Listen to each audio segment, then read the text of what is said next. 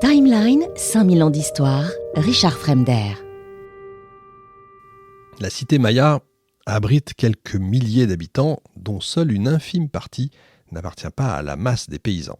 Elle constitue l'élite de la cité qui elle-même se divise en de multiples catégories sociales, aux statuts et aux activités variées. Mais la ville accueille également de nombreux étrangers, surtout des marchands en quête de denrées exotiques. Certaines cités se spécialisent dans les échanges commerciaux comme Chikalongo. Ce sont des ports francs qui, par définition, attirent un nombre considérable d'étrangers. La société Maya est ouverte et très tolérante. À Tikal, un quartier entier se caractérise par des bâtiments du style architectural de la métropole mexicaine de Teotihuacan, des sculptures et des céramiques de facture étrangères. Les Mayas sont plutôt pacifiques, mais si on les attaque, c'est sûr, ils répondent. Les exilés d'une ville détruite ou vaincue peuvent aussi trouver refuge dans une cité voisine, plus hospitalière, dirons-nous, où ils savent qu'ils seront bien accueillis.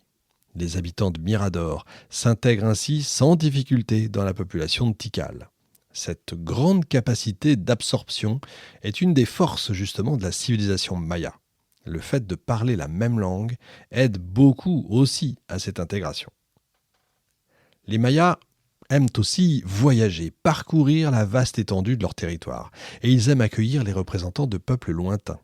À Teotihuacan, l'immense métropole classique du Mexique central, cohabitent des individus venus de contrées lointaines et très diverses.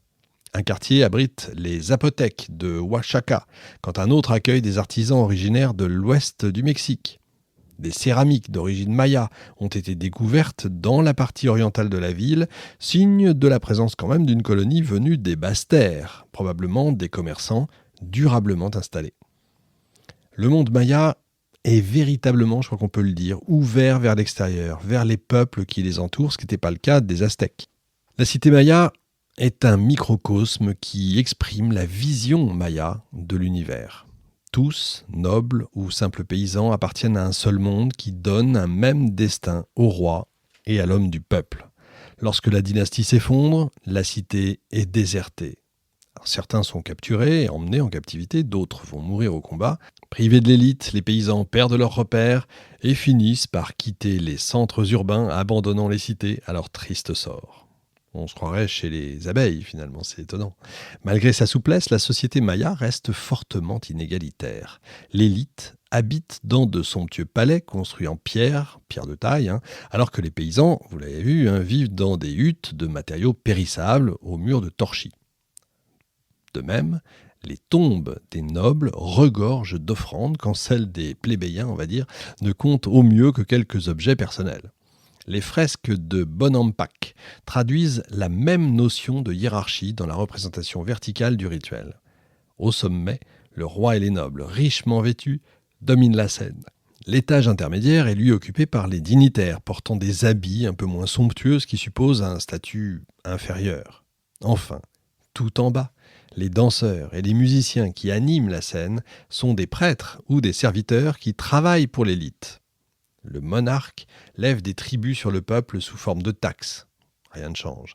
Le paysan doit en outre participer à la construction d'édifices religieux. La classe dirigeante possède le monopole d'exploitation de certaines ressources naturelles, comme le sel, et contrôle le commerce des objets en obsidienne, en silex et en pyrite, ainsi que celui des plumes du quetzal, portées au moment des cérémonies. Les nobles et les prêtres résident à proximité des centres cérémoniels, tandis que les gens du peuple vivent dans des maisons aux murs d'argile, portant une charpente en bois et un toit de paille. Cependant, cette stricte hiérarchie est quand même à nuancer. La richesse des nobles n'est en fait que relative, et la demeure des seigneurs, n'est pas plus meublée que celle des particuliers. Les ressources culinaires de base sont les mêmes pour tous en réalité. Maïs, haricots, courges, piments, même si les nobles peuvent accéder à des mets plus fins, plus variés. En réalité, c'est plus l'abondance qui marque les différences sociales. L'absence de monnaie aussi limite toute différenciation sociale fondée sur la richesse. Le troc reste la pratique la plus courante dans les échanges et le dirigeant reçoit en tribut les ressources que lui donne la communauté. Il existe plusieurs sortes d'étalons monétaires qui permettent de fixer la valeur d'un produit. La graine de cacao, dont j'ai parlé, le jade, la plume de quetzal peuvent servir de monnaie et leur faible volume les rend évidemment facilement utilisables. Mais ils ne servent en réalité que pour les échanges particuliers, des produits de luxe réservés à l'élite. Leur valeur monétaire reste inscrite dans le cadre de leur signification rituelle ou symbolique. C'est la naissance qui fonde le statut social. Le statut dynastique du pouvoir repose, lui, sur l'hérédité. Les biens familiaux, les pouvoirs et les fonctions du roi et des nobles se transmettent du coup de père en fils. Les sépultures reflètent justement cette transmission du statut comme les manoirs dispersés autour des centres. Mais ce statut social n'est en fait pas définitif. Un noble ou un prêtre qui commet un crime peut tout perdre et se retrouver au dernier échelon de l'échelle sociale. La société maya est hiérarchisée, mais ouverte. La population se compose majoritairement de paysans qui travaillent dans leurs champs dans le cadre de la communauté.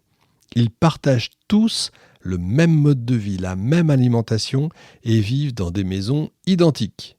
Cependant, on peut parfois quand même noter de petites différences. Certaines maisons sont mieux construites, d'autres possèdent un mobilier plus important. La présence de fragments de jade dans une simple habitation suggère une certaine aisance, si vous voulez. Il existe donc des paysans pauvres et des paysans riches. Vous voyez, il y a les sous-classes. Mais pourquoi ces derniers sont-ils plus aisés ? Possèdent-ils de meilleures terres ? Font-ils preuve d'une meilleure gestion de leurs ressources alimentaires ? Eh bien, nous ne savons pas répondre à cette question. Les nobles, les prêtres, les guerriers et la famille régnante ont un mode de vie en fait assez proche de celui des paysans. Mais contrairement aux hommes du commun, ils ne travaillent pas leurs terres de leurs mains. Ils possèdent des manoirs et des résidences secondaires ainsi que de vastes terres, mais ce sont les esclaves qui entretiennent leurs champs et leurs jardins. Timeline, 5000 ans d'histoire, Richard Fremder.